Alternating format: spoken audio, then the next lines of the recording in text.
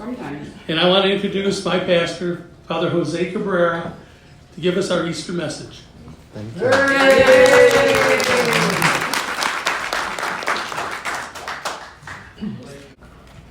Well, good afternoon, everybody. Thank you very much for the invitation to give the Easter message. It's a great honor to share it with all of you. I'm going to assume that the majority of us are of Christian background, but even if we have people of other faiths or no faith, this message is a message of universal hope for all of us. So please hear me out. When I was asked about giving an Easter message right in the middle of Holy Week, on the Wednesday before Easter, I immediately thought, well, it will be kind of hard because as a Catholic priest, I am immersed always in the liturgical calendar of the church, because a Catholic priest doesn't control his calendar. The calendar controls him. And there is so much freedom in that. We just celebrated Palm Sunday last Sunday. And of course, we started with a joyful procession of Palm Sunday. And then we end somber with the Passion of St. Matthew. Now, the readings of Holy Week, they reveal the progression of the events of the Passion of the Christ. Like, for example, this morning's reading was Judas selling the Christ for 30 pieces of silver. So liturgically, that's where I am right now, in the middle of the Passion. And I'm supposed to give you an Easter message. And I look outside the window, and it doesn't look like Easter right now. But so in my liturgically correct calendar, the Last Supper hasn't happened yet. Good Friday hasn't happened yet. The silence of the tomb of Holy Saturday hasn't happened yet. And the joy of finding the empty tomb of Christ has not been proclaimed yet. And so, here I am, and I am supposed to give you an Easter message. But then this is where something clicked in my heart. What really is the connection between the Passion of the Christ and Easter? Because at the end of the day, the two things are two sides of the same story. They are part of the same mystery. And so this is where something clicked in my heart.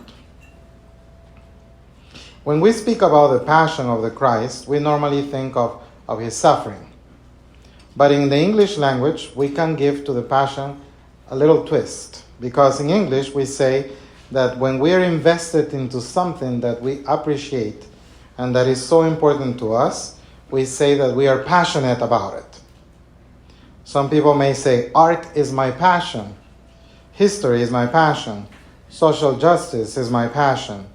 Helping the poor is my passion. Protection of innocent life is my passion. If anyone is in the medical world, maybe a specific branch of medicine is your passion. Or if you love your town, Bay City, you probably investing in the future of this town is your passion.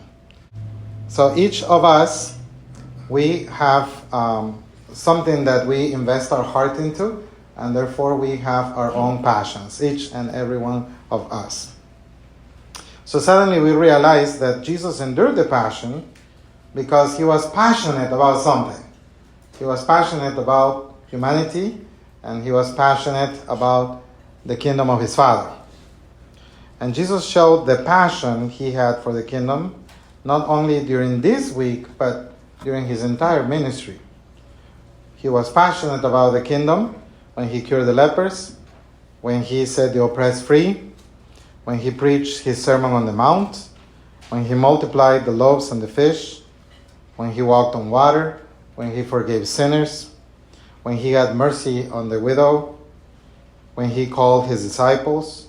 In everything he did, he showed how passionate he was for the kingdom of his Father.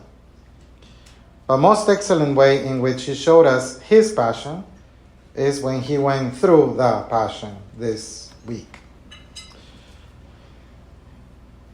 He himself said, "There is no greater love than this, than to lay down your life for a friend."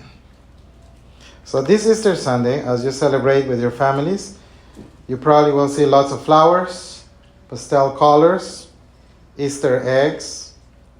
They're going to be expensive this year, but you will experience the joy of seeing the northern hemisphere of the world grow in light once again. You probably will start seeing more growth in your gardens. And of course, the rain of today helps with that. And life after the somber days of winter will be shown once again. And that's all nice and beautiful. But there is no Easter without Christ.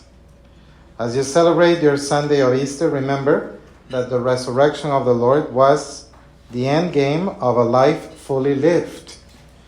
And a life worth living for, and a life worth dying for.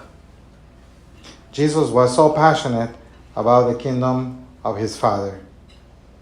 So my question for all of you is, what are you passionate about?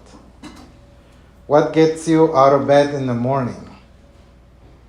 What motivates you to live and to serve others? What brings life to your life? What causes are dear to your heart that you invest your every effort in them? What are you passionate about? And are you willing to give your life for it? That's the question. Perhaps these are all good questions to meditate on this Easter. Finally, there is a poem that I encountered in my early years as a seminarian, years ago, in my home country of Peru, and that I rediscovered here in the United States. On the day that I was ordained a priest, a good friend gave me a copy of that poem, but this person didn't know that I had encountered this poem many years before in Spanish, because I am from Peru. But anyways, so this little poem is titled Fall in Love, and it was written by a Jesuit priest. It's attributed to Father Pedro Arrupe, but most likely it was written by Father Joseph Willem, a Jesuit priest as well. Anyways, since it is attributed to Father Pedro Arrupe, let me tell you a little bit about this particular priest. He was the superior of the Jesuit community in Hiroshima, in Japan. He was assigned there in 1942. And the Jesuit house was located on the outskirts of the city. He survived the blast and transformed immediately the rubble of his convent into a field hospital to serve those who were affected by the bomb. His poem is titled Fall in Love, and it really explains how passionate one person can become when true love is found. So when we find true love, that's when we become passionate about it. And so without further ado, I'm going to read the poem to you, and I actually brought copies of it to give to everybody after this talk. And this is the poem, Fall in Love. Nothing is more practical than finding God, than falling in love in a quite absolute, final way. What you are in love with, what seizes your imagination, will affect everything. It will decide what will get you out of bed in the morning, what you do with your evenings, how you spend your weekends, what you read, whom you know, what breaks your heart, and what amazes you with joy and gratitude. Fall in love, stay in love, and it will decide everything. So you all have a blessed Holy Week of the Passion of the Lord and a happy Easter season. God bless you.